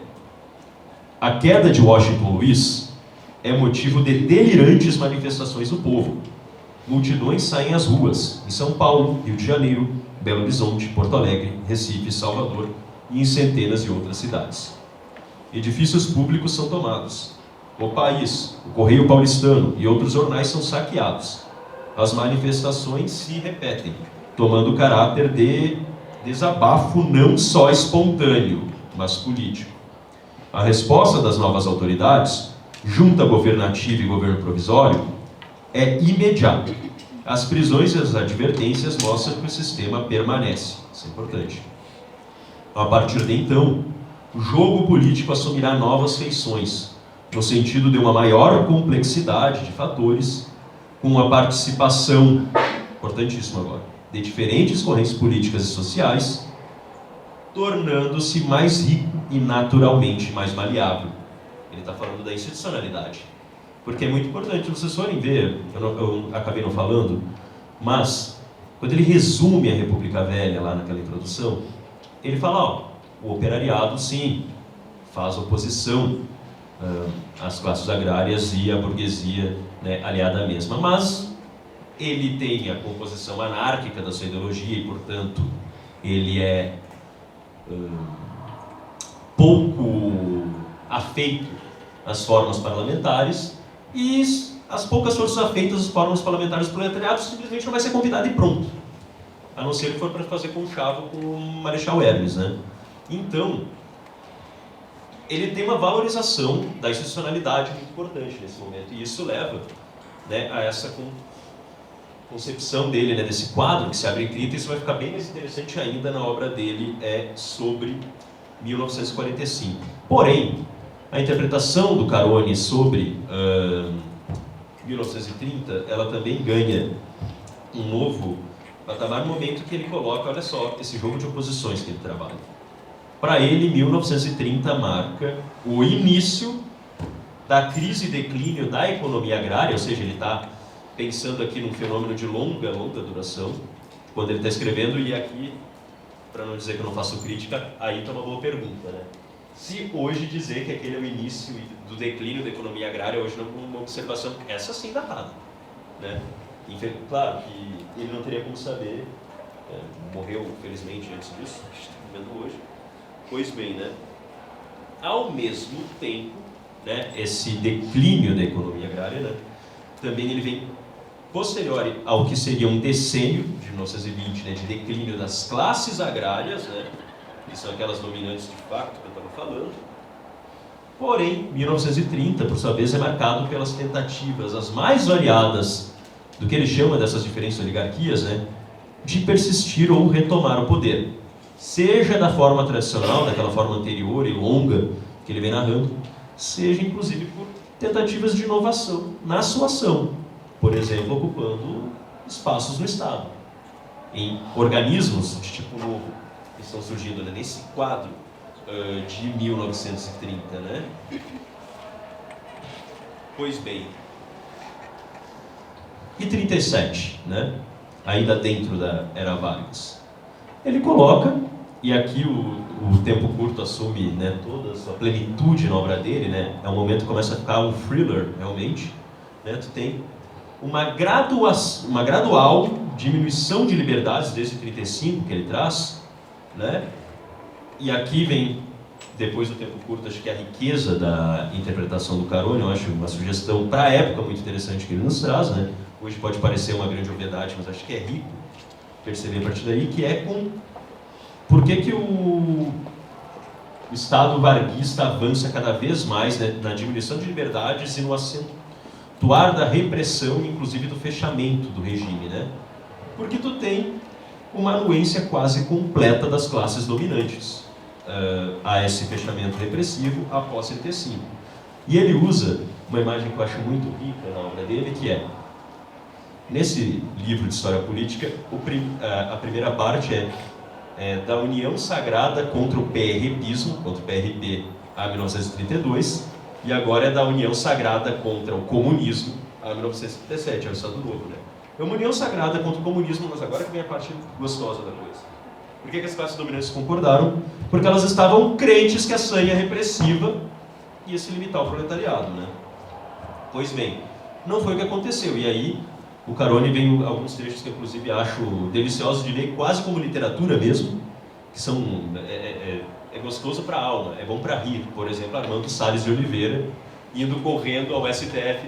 Vocês prometem que vai ter eleição?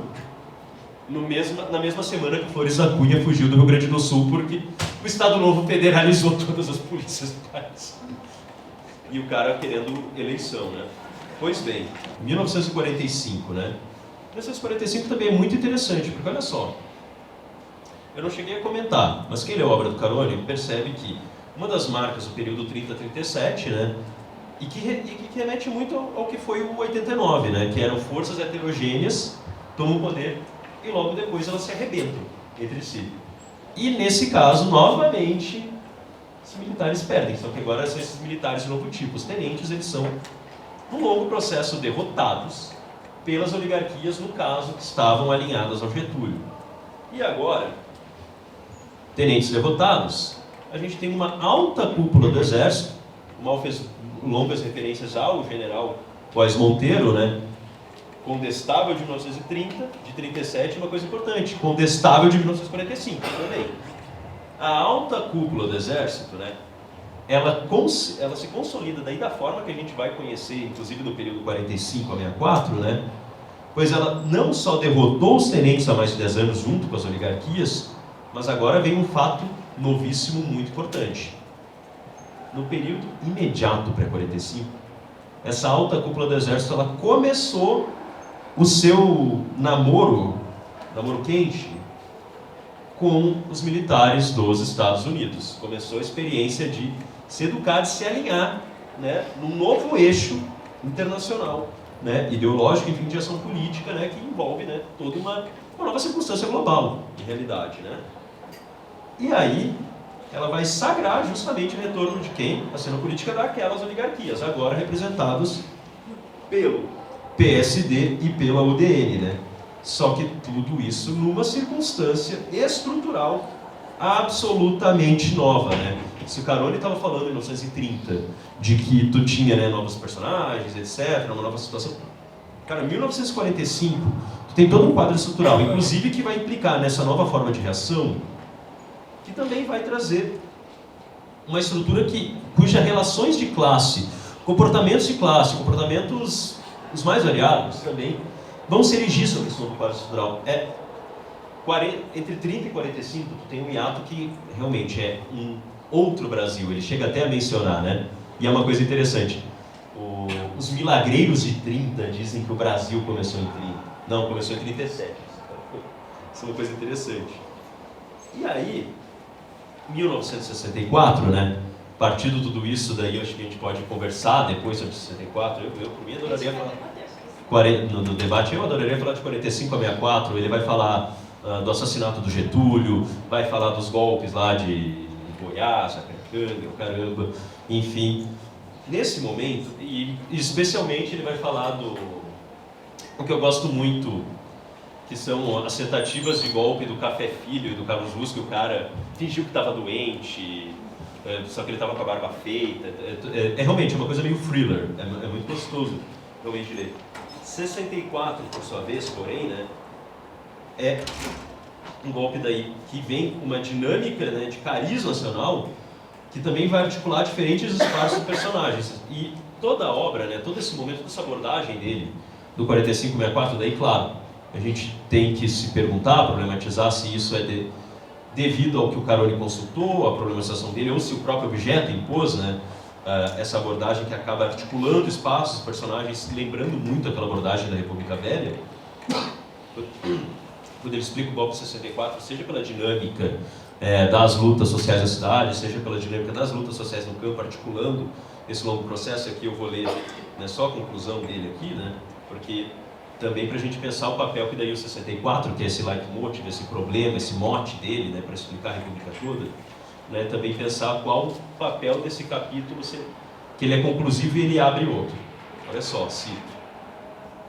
No dia 2, o golpe já está vitorioso em todos os estados. No Rio Grande do Sul, após o voo de Goulart a Montevidéu, os militares legalistas entregam o comando de suas forças aos rebeldes.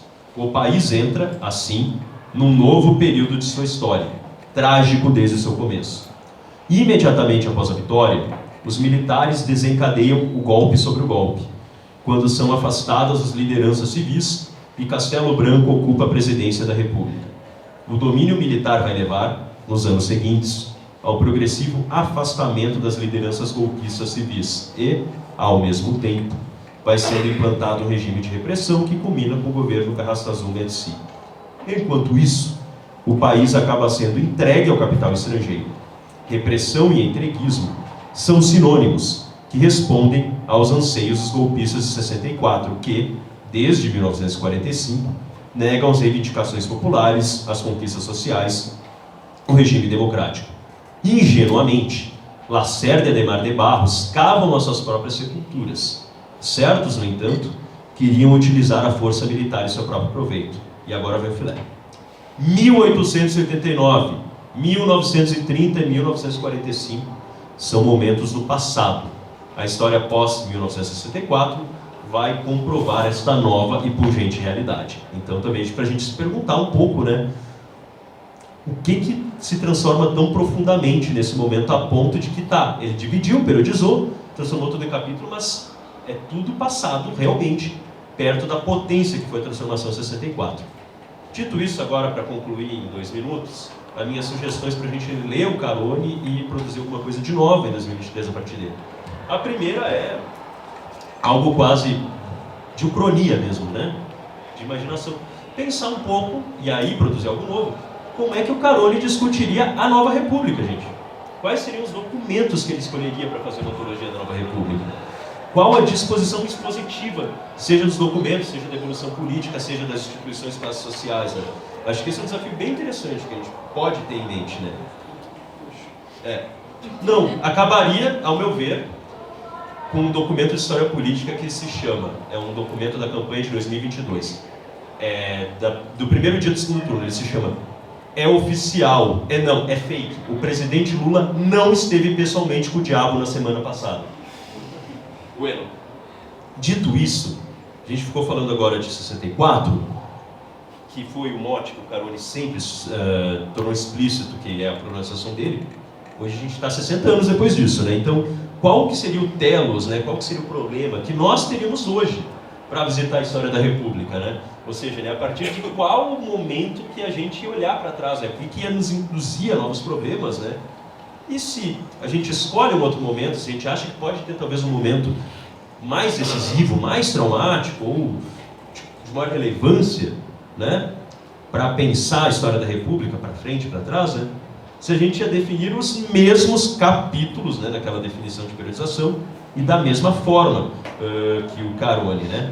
Uma coisa também interessante é ampliar o próprio escopo de fontes consideradas, né, até mesmo às vezes os personagens considerados para interpretar esse período. Acho que isso pode enriquecer, inclusive, né, a nossa produção, o nosso pensamento em torno do assunto. E, inclusive, daí eu relembro da fala da professora Vera, na abertura, né, que ela falou que o Caroni ajudou muito ela nos elos de Brasil colonial, por exemplo, né, também usar inspiração nessa teoria, nesse método do Caroni, para pensar outros recortes, né? Eu falei muito em recortes para frente, né, Nova República, mas também para trás, história do Império e tudo mais, enfim, né? E aí, agora eu estou fechando mesmo, eu vou citar um método de estudo do Caroni que ele falou nessa revista Temporais. Estou citando o Caroni falando de como ele foi um estudante. Em 47, não terminei a faculdade. Era péssimo aluno, não estudava. Lia, fazia militância política, ia me encontrar com meus amigos, namorava, acordava tarde. Sem querer, eu estava me formando não nos bancos escolares. Volto a dizer, era péssimo aluno, ia fazendo o que queria. Fazia uma tal farra que até hoje me arrependo. Vamos se arrepender um pouco.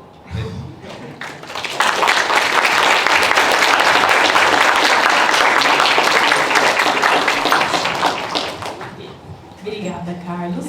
Gente, então, só antes que vocês saiam correndo, eu vou me permitir... vou permitir assim, eu vou pedir licença, mas ao mesmo tempo sei que eu estou abusando da minha posição de mediadora da mesa, de organizadora do evento, junto com o Lincoln, com o próprio Carlos, que eu ia falar no início, o Fernando e toda a equipe que vocês veem aí na listinha.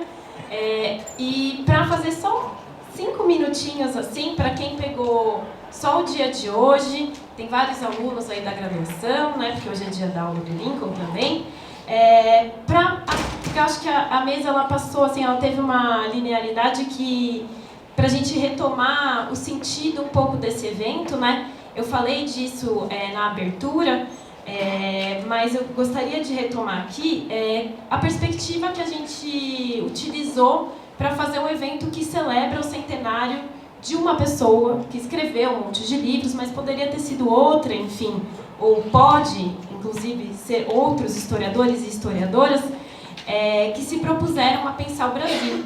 E a perspectiva do evento, além de celebrar a figura do professor Caroni, é trabalhar, né, uma área de pesquisa que é a história intelectual, ou a história da historiografia brasileira, e trazer a importância também dessa área de estudos para o próprio desenvolvimento dos historiadores, do pensamento social, da função social que o historiador pode cumprir nessa sociedade. Diante dessas trajetórias, né, que são trajetórias sociais, coletivas, né, não se resume a vida dele, diante delas a gente se recolocar problemas que foram debatidos aqui nesses 5 dias, né, discutir as limitações dessa historiografia mais antiga, mas também o que elas trouxeram de novo e que sobrevivem aí para que nós pensemos o Brasil atual. Então, acho que as 3 falas passaram sobre isso e eu gostaria de rapidamente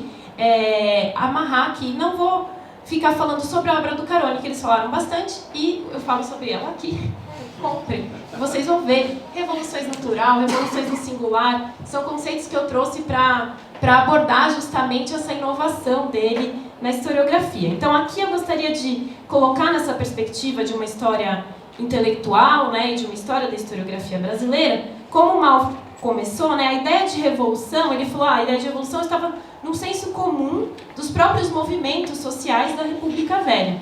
E não só, né, a ideia de revolução, ela está presente em movimentos sociais, mesmo na história do Brasil colônia. O professor Carlos Guilherme Mota tem um trabalho célebre sobre a ideia de revolução nos autos da Inconfidência Mineira, por exemplo. Então, a ideia de revolução está presente nos movimentos sociais, na produção da história, né, na prática, né, esse senso comum que o Mal falou.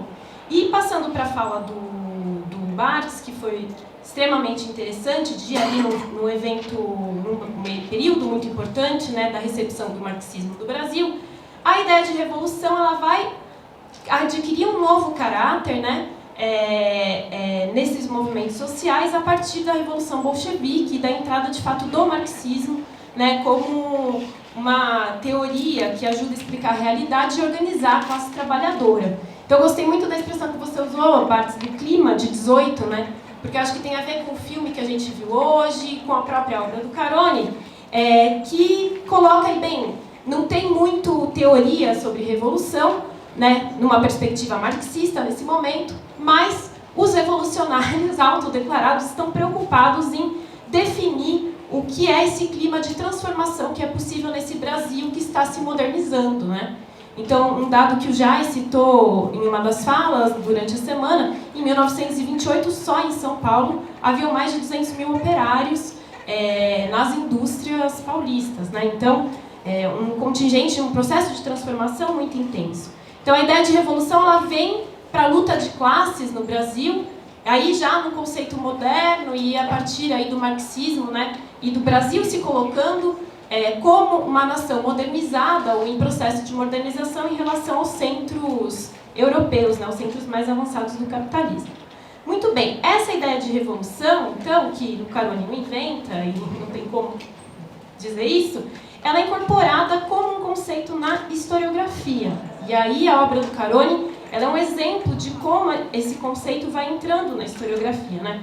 E na preocupação de intelectuais brasileiros em interpretar o Brasil, né?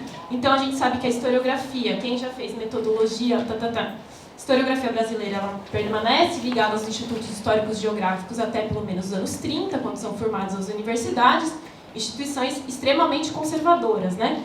E a formação da universidade também não muda isso do nada, mas abre um momento, né, uma possibilidade institucional e um novo momento para se pensar o Brasil, inclusive a partir de novos sujeitos sociais, né, classes médias que são incorporadas a esse novo sistema de ensino superior, que vão pensar o Brasil em termos mais radicais, né? E a ideia de revolução brasileira, como o Carlos bem colocou, não aparece na obra do Carone como revolução brasileira, né?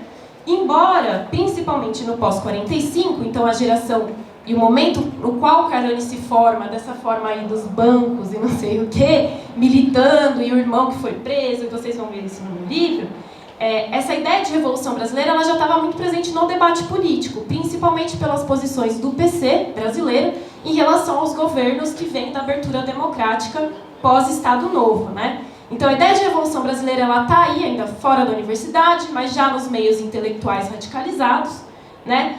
E essa intelectualidade radical que está na universidade ainda está discutindo uma outra referência, que é a referência, eu vejo, né, do Caio Prado Júnior, que é a referência da formação do Brasil, né? Então, o Caio Prado, depois de passar pela universidade, né, antes ele tem a evolução do Brasil, política do Brasil, depois da universidade ele tem a formação do Brasil contemporâneo, em que ele nos traz o conceito de sentido da colonização, que, enfim, né, um conceito que, assim, para mim, é fundamental até os dias de hoje, assim, para a gente entender o Brasil. Então, a chave da formação do Brasil era para o Caio Prado, marxista, depois o Celso Furtado, tem o livro dele, está nos debates do desenvolvimentismo também, nesse momento pós-45, governos desenvolvimentistas, como a gente chama. O Antônio Cândido, como eu já citei também na minha fala de abertura, traz a formação da literatura brasileira, quer dizer, existe um conceito para entender o Brasil, que é o conceito de formação. O conceito de revolução ele vai sendo incorporado e ele vai se firmar pós-64. O Carone escreve sua primeira obra entre 63 e 64. Né? Então ele não traz revolução brasileira, mas ele está absorvendo esse debate. Imagine, em 63 bater reformas de base, todo o pré-golpe ali, em que a ideia de revolução está muito presente. Então ele, na verdade, incorpora para o seu trabalho, seu primeiro trabalho, que ainda nem é um trabalho mesmo acadêmico, um conceito que está aí presente na luta de classes, que é incorporado pelo marxismo e que está sendo debatido pelos principais intelectuais brasileiros. Então, quando ele volta, né, a um trabalho mais sistemático para fazer tese e tudo mais, a ideia de revolução já está sendo debatido com o impacto do golpe, né? E ele vai interpretar a república através dessa ideia de revolução, é o que eu defendo, embora ele não fale disso explicitamente, embora ele traga outros conceitos que também eram importantes para a tradição marxista, como transição, né, e tudo mais.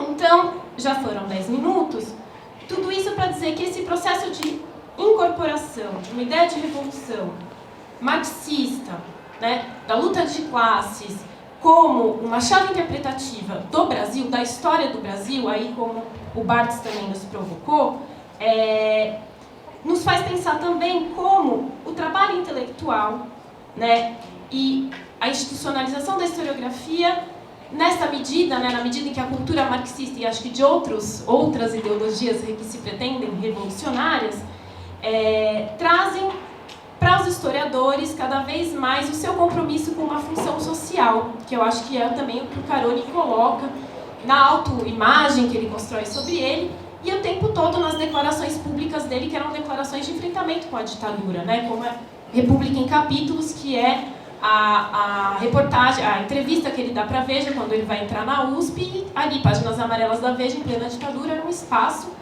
de publicizar opiniões políticas muito relevante, né? Então, fica essa lição, né, de como a função social do historiador, da história, o nosso compromisso, ele permeia as nossas percepções do presente, né? E a obra do Caroni tem a ver com isso, como de outros pensadores e pensadoras que estão aí sendo estudados por outros colegas, né? E a questão atual, para falar, concluir em 10 minutinhos mesmo, né? O Caroni e outros da sua geração, Florestan Fernandes, o próprio Caio Prado, que era mais velho, mas está aí nesse meio, Emília Vialdi da Costa, que foi única professora expulsa, né, nos processos aí de expurgo da ditadura no Departamento de História, e outros, né, pensadores comprometidos, eles estão ali preocupados com a coisa do integralismo, o conservadorismo das elites brasileiras, oligarquias, o atraso, né, o fascismo, que foi algo que a gente debateu ontem, e tudo isso ainda, né, a gente ainda lidando, e aí no calor do momento parece que a gente fica num certo recuo, porque a gente tem que aceitar também uma condição agora de negociar coisas para não retroceder, porque foi muito ruim, a gente não sabe muito bem para onde ir. E aí eu gostaria de lançar a questão, porque acho que é um desafio de todos nós que estamos aqui. É possível pensar o Brasil atual sob a chave da revolução, né? Para os militantes, para os pesquisadores. É possível a gente se colocar esse desafio e pensar que é só a Revolução Brasileira, a verdadeira, a revolução no singular, que para mim, na leitura do Caroni, é a Revolução Operária, né? Embora tudo esteja em torno de uma ideia de revolução burguesa também, né? Que era o que o pessoal debatia na época dele. Será que é possível a gente pensar esse Brasil e se propor, né, a transformar o Brasil sob essa chave revolucionária e radical? Tá? Então, essa mensagem foram 10 minutos que eu gostaria de passar aí no conjunto do evento e abrir para perguntas, né? A gente já debateu bastante nos últimos 5 dias, mas sempre tem ainda alguma questão ou observação aí, eu coloquei para vocês. Obrigada.